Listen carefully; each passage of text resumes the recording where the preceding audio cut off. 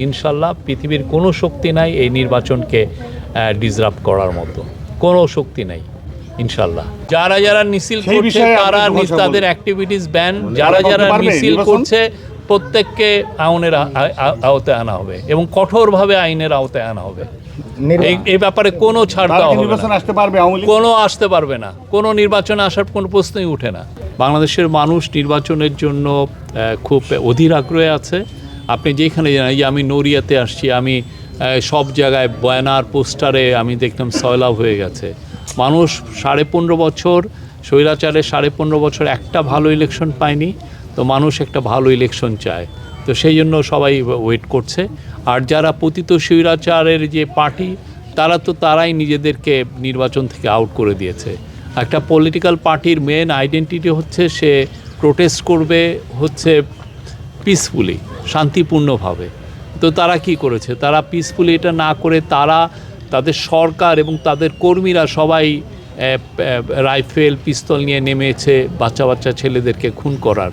এটা নেশায় মত্ত হয়ে গিয়েছিল। তারা ভেবেছিল যে আমরা অনেক লোককে খুন করলে এরা একবারে 15 বছর চুপ ছিল, আরও 15 বছর চুপ থাকবে। কিন্তু পুরো জাতি যে জেগে গিয়েছিল সেটা তাদের খেয়াল ছিল না। এখন ওরা নিজেদেরকে আউট করে দিয়েছে।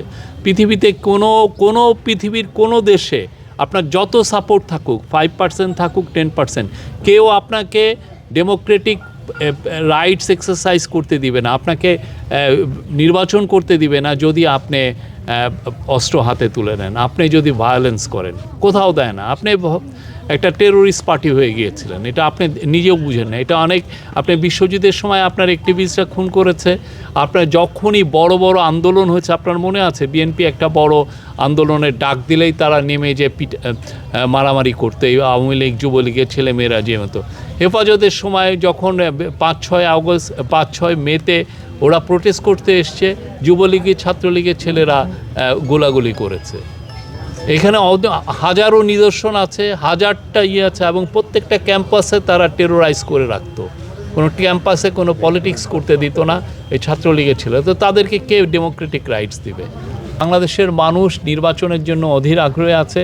কোনো ধরনের কোনো চ্যালেঞ্জ কিছু না, কোনো ধরনের। আর যারা আইন শৃঙ্খলা অবনতি করার চেষ্টা করবে, আপনারা দেখেছেন কালকে আমরা কয়েকজনকে অ্যারেস্ট করা হয়েছে।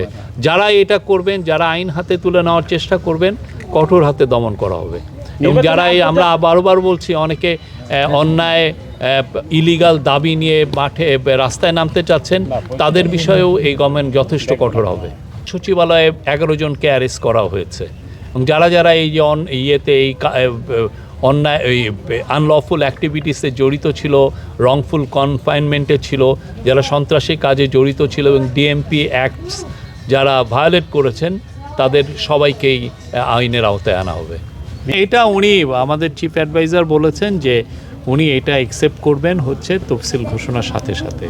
তো সেই জন্য আর কি এটা ওনারা আগের দিন পদত্যাগপত্র জমা দিয়েছেন, বাট উনি বলেছেন যে এটা অ্যাকসেপ্টেড হবে হচ্ছে তফসিল ঘোষণার সাথে। এটা তো ওনারা